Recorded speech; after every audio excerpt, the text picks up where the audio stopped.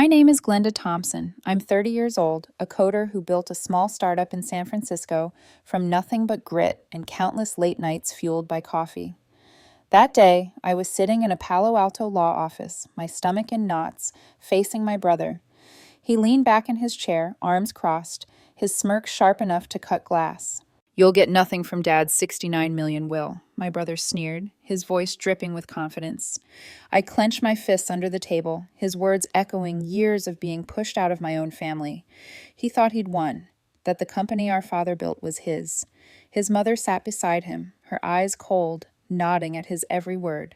The lawyer adjusted his glasses, flipping through the papers, his face unreadable until a faint smile crossed his lips. That smile sent a chill through me. And then, in a single breath, the entire room fell silent, and my brother froze in place. If you want to know what made the whole room fall silent and left my brother frozen, don't look away. The final clause will leave you just as stunned as I was that day. And before we continue, drop a comment with your guess. I want to see if you can figure it out. I was 5 years old, living in a sunny house in Palo Alto, where the air smelled of eucalyptus and ambition. My father, Robert Thompson, was the heart of our world, a brilliant tech founder who could light up a room with his laugh. He'd come home from his startup, tie loose, sleeves rolled up, and scoop me into his arms. You're my little coder," he'd say, setting me on his lap to tap at his keyboard. His company was small then, a scrappy team in a cramped office, but Dad's dreams were big. He'd talk about building something that would change the world, and I believed him. My mother, Margaret Thompson, was his partner in every sense. Mom was a software engineer, her fingers flying over code like it was poetry. She'd hum softly, her glasses slipping down her nose as she worked late into the night. I'd curl up beside her, watching lines of code scroll across her screen, feeling safe in her warmth. She'd smile and say, "Glenda, you'll build something amazing one day." I clung to that promise, her voice a melody I thought would last forever. Our house was filled with love. Sunday barbecues in the backyard, Dad flipping burgers, Mom teasing him about his terrible grilling skills. They'd dance in the kitchen, her head on his chest while I giggled from the floor. I'd draw pictures of computers and spaceships, taping them to the fridge, and they'd cheer like I'd won a prize. Those were the days when life felt unbreakable, when I didn't know how fast it could shatter. Mom's work was her passion. She designed a piece of code that was the backbone of Dad's company, something they called the Spark. It was their secret weapon, a program that made their software faster, smarter. She'd explain it to me in simple terms, her eyes bright with pride. "It's like a recipe, she'd say. "Mix the right ingredients and you get magic." I didn't understand the details, but I loved how her voice lit up when she talked about it. Then came the day that shattered everything. Only days after I turned 5, I was at preschool, gluing glitter to a paper heart, when Dad's assistant rushed in, her face pale. She whispered to my teacher, and I was pulled from class, my backpack still unzipped. Dad was waiting outside, his eyes red, his hands shaking. He didn't scoop me up like usual. Instead, he knelt down and said, "There's been an accident." A lab explosion at his company had taken Mom from me. A faulty piece of equipment, they said later, a spark that ignited chemicals in the testing room. She was gone before the fire trucks arrived. I didn't cry at first. I didn't know how. I just felt hollow, like someone had carved out my chest and left it empty. The weeks after were a blur. I'd sit in Mom's office chair, spinning slowly, staring at her desk where her coffee mug still sat, cold and untouched. Dad tried to keep things normal, but his laugh was gone. He'd stare out the window for hours, his face gray, his voice quiet. I'd crawl into his lap, asking when Mom was coming back, and he'd hold me tight, saying nothing. The house felt too big, too silent without her humming or the clack of her keyboard. I'd lie awake at night, clutching her scarf, the one she'd worn every day, hoping I'd dream of her. But even in my dreams, she was slipping away, her face fading like a photo left in the sun. Dad threw himself into work, staying at the office until midnight, leaving me with babysitters who didn't know how to braid my hair the way Mom did. I'd hear him on the phone, arguing with engineers, blaming them for the accident. The company grew, fueled by Mom's code, but it felt like a betrayal, like her spark was being used to build a world she'd never see. I started school, carrying her scarf in my backpack, my only piece of her. I'd tell my teachers I'd be an engineer like Mom, but they'd just smile sadly, like they knew I was chasing a ghost. Dad was there for parent-teacher nights, but he was different, distracted, his eyes always somewhere else. I didn't know it then, but he was drifting away too, leaving me to navigate a world that felt too heavy for a 5-year-old. By the time I turned 6, the house had changed. Dad's smile was rare, replaced by tired lines around his eyes. He'd sit at the dinner table, staring at his plate while I picked at my food, missing Mom's stories. I didn't know how to reach him, didn't know how to tell him I was scared.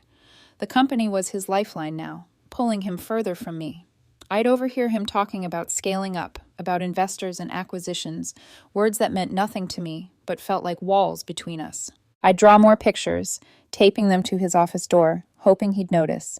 Sometimes he did, ruffling my hair, but it wasn't the same.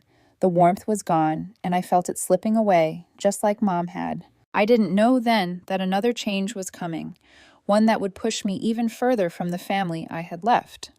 A year after Mom died, my world shifted again. Dad brought home my stepmother, Deborah Wilson.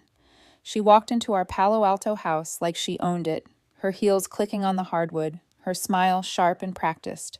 She was younger than Dad, with polished nails and a voice that sounded sweet but felt like a warning. She didn't hug me or ask about my day. Instead, she scanned the living room, her eyes lingering on Mom's old photos, and said, "This place needs a fresh start." I stood in the doorway, clutching my backpack, my throat tightening. Dad didn't notice. He was too busy helping her carry in boxes, his face softer than it had been in months. Deborah wasted no time. She replaced Mom's curtains with sleek blinds, packed away the family albums, and moved my drawings from the fridge to a drawer. The house that once smelled of Mom's coffee now reeked of Deborah's perfume. I'd catch her watching me, her head tilted like I was a puzzle she didn't want to solve. I was 6, still raw from losing Mom, and Deborah's presence felt like a wall between me and Dad. He'd come home late, exhausted from the company, and she'd greet him with a glass of wine, steering him away from me. "You need to relax, Robert," she'd say, her hand on his arm, guiding him to the couch. I'd try to show him my school projects, coding games I'd made on my little computer, but she'd interrupt, talking about her plans for the house or Dad's next business deal. My voice got smaller. My projects stayed unfinished on my desk.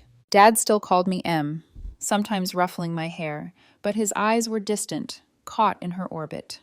I'd lie awake, wondering why he didn't see me anymore, why I was fading in my own home. 2 years later, my brother James was born. Everyone called him Jimmy, and he became Deborah's whole world.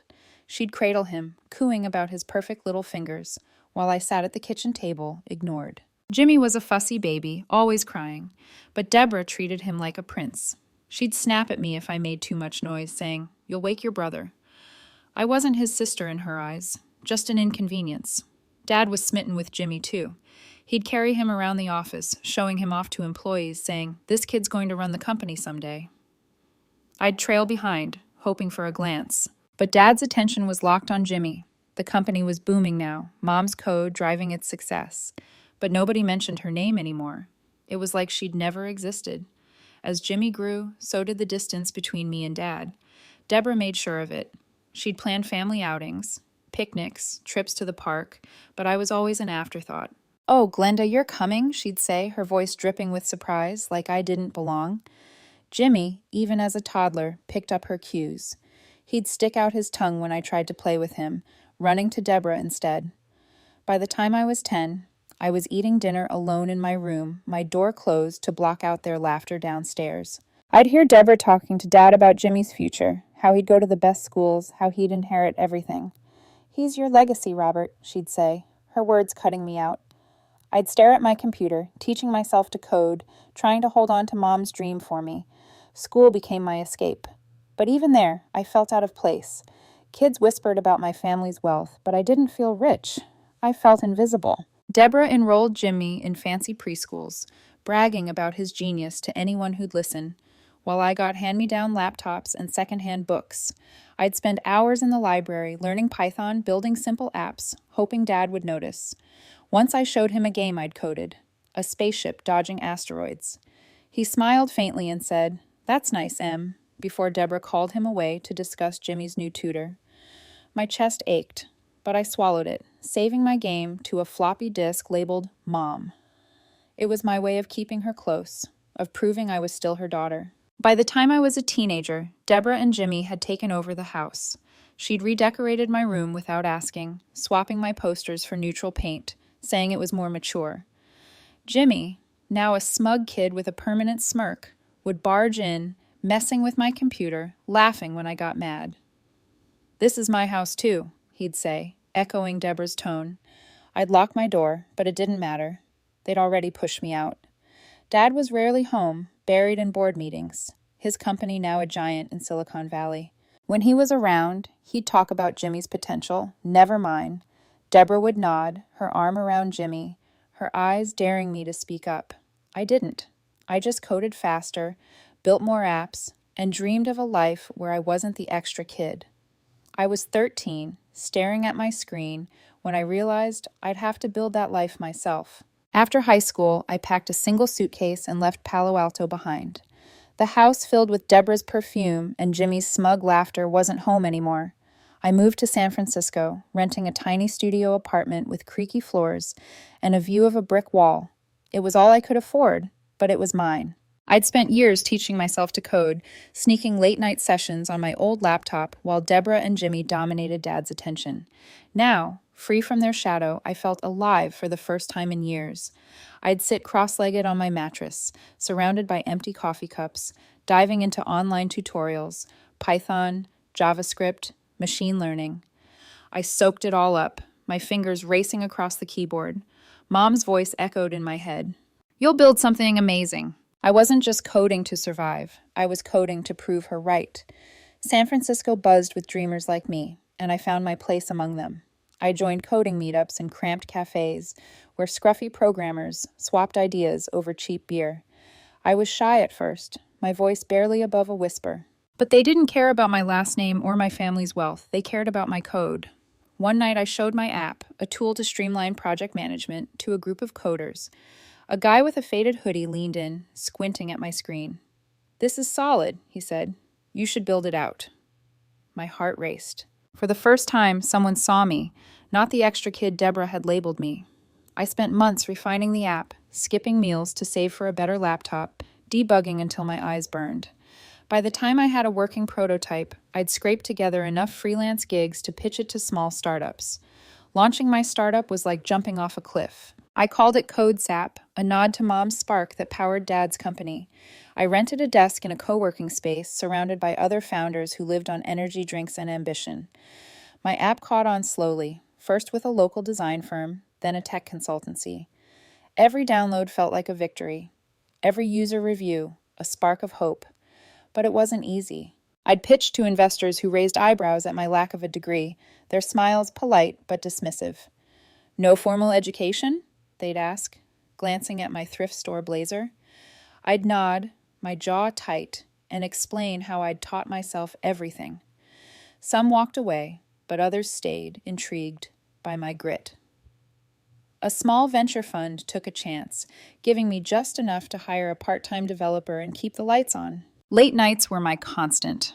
I'd code until dawn, my studio lit by the glow of my screen, chasing bugs and deadlines. My fridge held leftover takeout. My walls were bare except for a single photo of Mom, her glasses slipping down her nose, smiling at me. I'd touch the frame when I felt like giving up, her words pushing me forward. I wasn't just building a company. I was building a life, one where I didn't need Deborah's approval or Jimmy's smirks. My startup grew, not fast, but steady. CodeSap hit 1,000 users, then 10,000. I hired a second developer, then a designer. We moved to a slightly bigger office with actual windows. I'd stand by them sometimes, watching the city pulse below, feeling like I was finally enough. But Dad was never far from my thoughts. I'd call him now and then, hoping to hear his old laugh, the one from before Mom died. Our talks were short, his voice strained, always rushed. "I'm proud of you, Em," he'd say, but it felt like an afterthought, drowned out by board meetings or Deborah's voice in the background. I sent him links to my app, hoping he'd see what I'd built, but he never responded. Once I drove to Palo Alto, standing outside his company's sleek headquarters, all glass and steel. I wanted to walk in, show him my work, but I saw Jimmy through the window, strutting in a suit, already playing the air. My courage faltered, and I drove back, my throat tight with unspoken words. I kept tabs on Dad's company from afar. It was a giant now, Mom's code still its beating heart. I'd read articles about their latest software, recognizing her work in every line. It hurt knowing her legacy fueled their success while I scraped by. But it also drove me. I wanted CodeSap to be my legacy, something I'd built without their name. I joined a women in tech group, finding mentors who taught me how to pitch, negotiate, and stand tall. They saw Mom in me, her focus, her fire. One mentor, a sharp coder named Priya, told me, "You're not just surviving, Glenda, you're thriving." Her words stuck, a reminder that I was more than the kid Deborah ignored. As my startup grew, so did my confidence. I spoke at a small tech conference, my voice steady, my slides showcasing CodeSap's growth. The crowd clapped, and for a moment I felt like Mom was watching, proud. But the ache for Dad lingered. I'd see his name in tech blogs, the visionary founder, while I was just a footnote in his life. I wanted him to see me, to know I'd made it on my own. But every call went unanswered, every email unopened. I'd lie awake, wondering if he even remembered me, or if Deborah and Jimmy had erased me completely. Still, I kept building, kept coding, kept chasing the dream Mom had planted. I wasn't done yet. When Dad fell ill, I got the call while debugging code in my San Francisco office.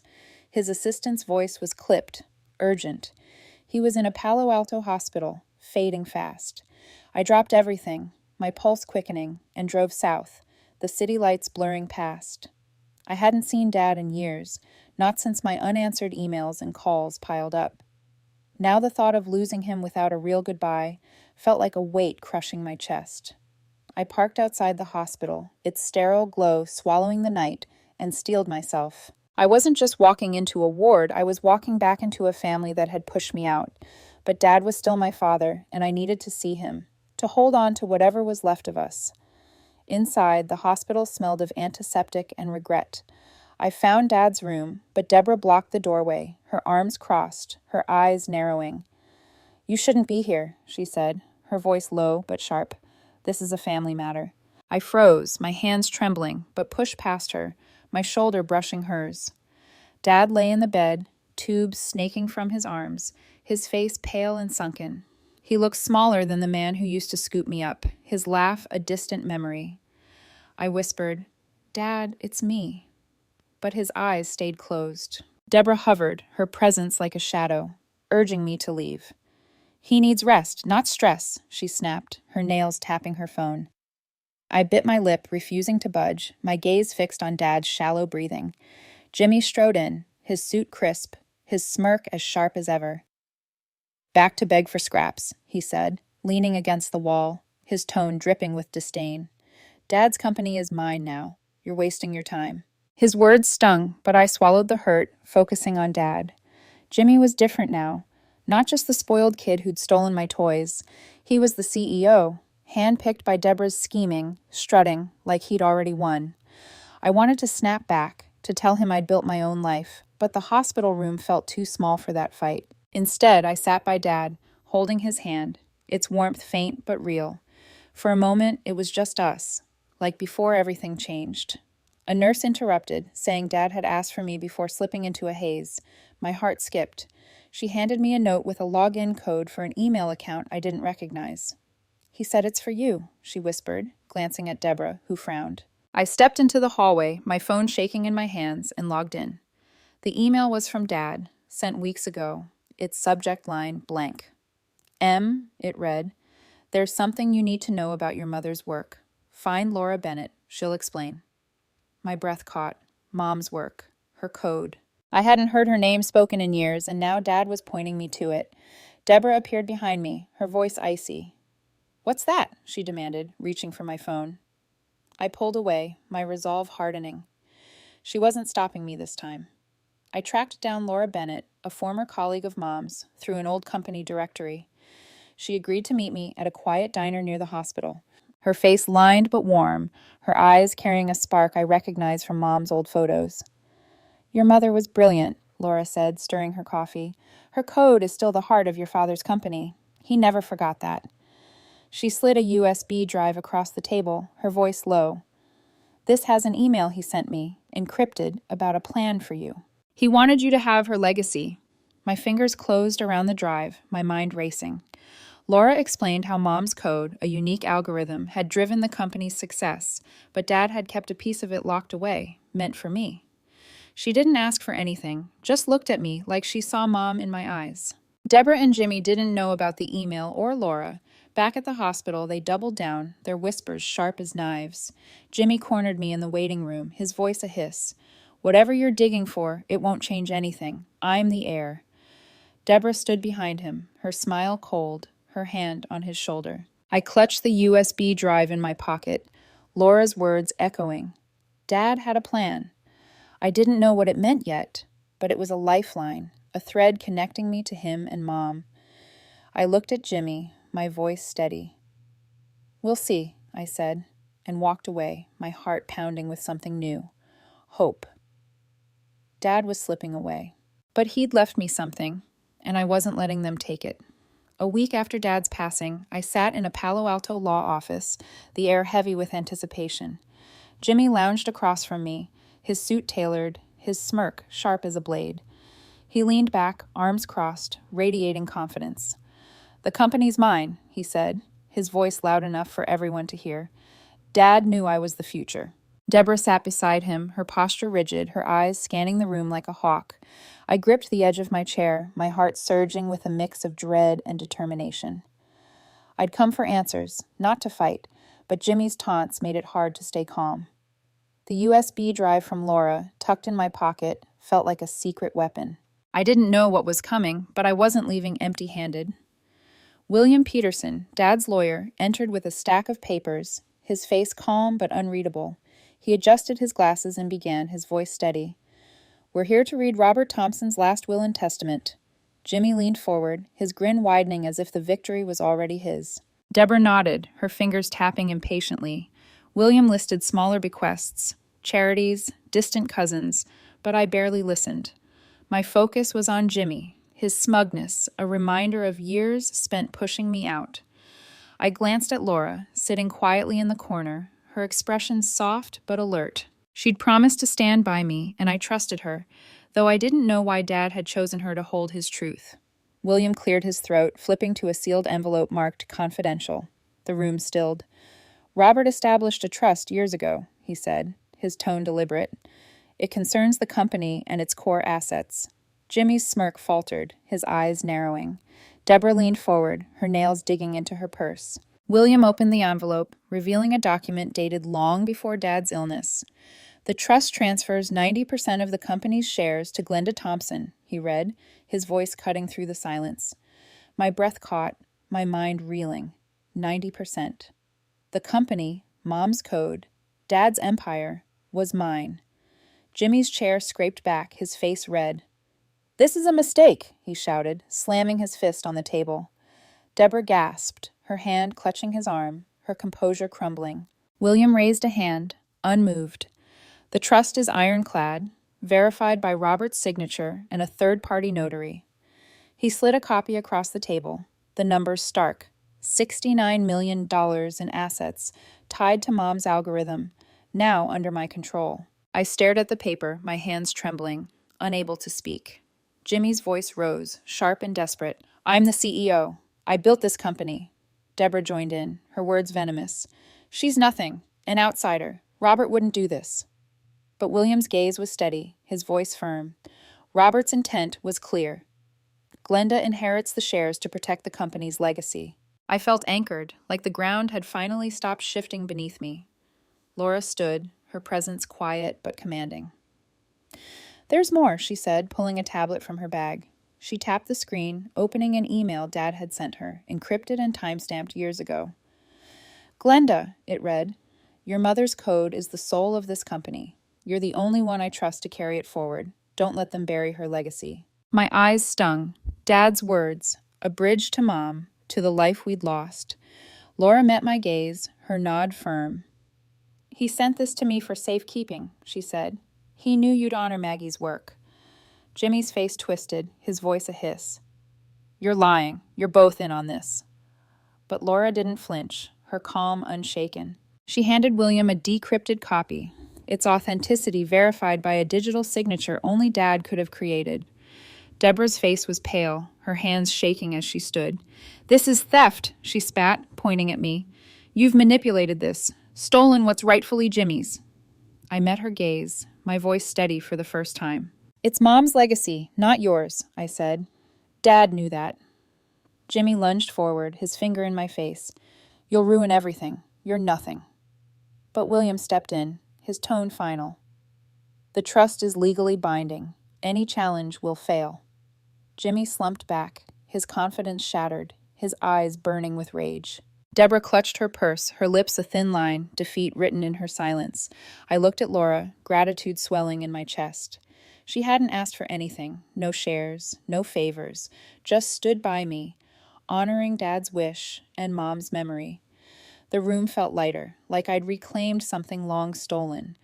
I wasn't just the heir to a company. I was the keeper of Mom's spark, the one Dad believed in.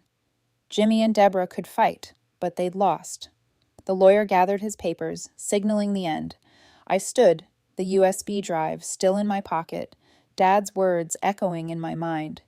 This wasn't just a victory, it was a promise I'd keep. For him, for Mom, for me. Months after the will was read, I stepped into Dad's company headquarters, the glass doors gleaming under the Palo Alto sun.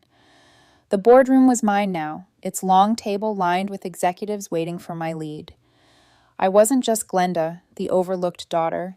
I was the one holding Mom's legacy, her algorithm that powered it all. I dove into the company's systems, my laptop open late into the night, unraveling the code Mom had written decades ago. It was beautiful, elegant, like poetry in numbers. I saw its potential, not just to keep the company running, but to create something new. I rallied a team of engineers, young and hungry like I'd been, and we built a product, a cloud platform that made Mom's algorithm faster, smarter, accessible to startups like mine once was. We called it Spark Vibe, a tribute to her spark, my promise to her kept. The platform launched to buzz in the tech world, with articles calling it a game changer. I felt whole, like I'd finally stitched together the pieces of my past. Jimmy's reign as CEO didn't last. His flashy presentations and bold promises couldn't hide the numbers. Projects stalled, clients left, his leadership a house of cards. I called a board meeting, my voice steady as I laid out his failures, missed deadlines, bloated budgets, a culture of fear.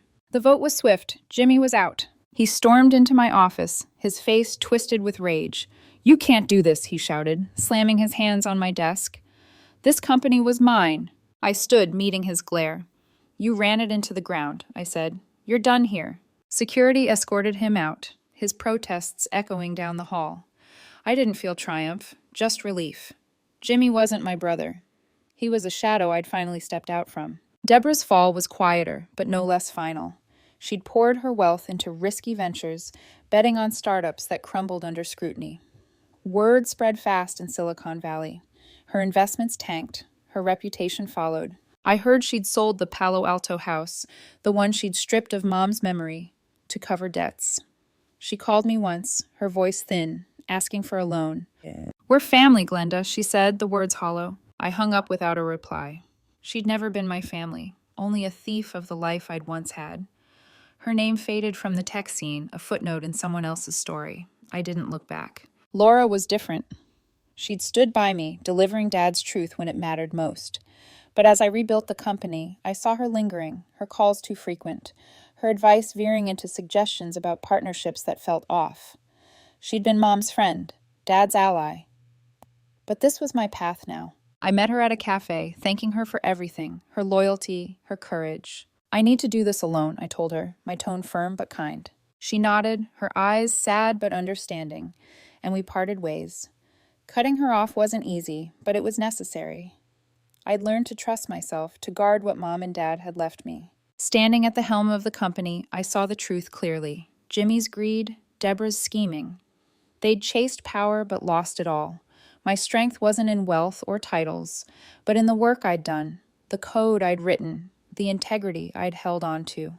Mom's algorithm wasn't just lines on a screen, it was her belief in me, carried forward in every product we built.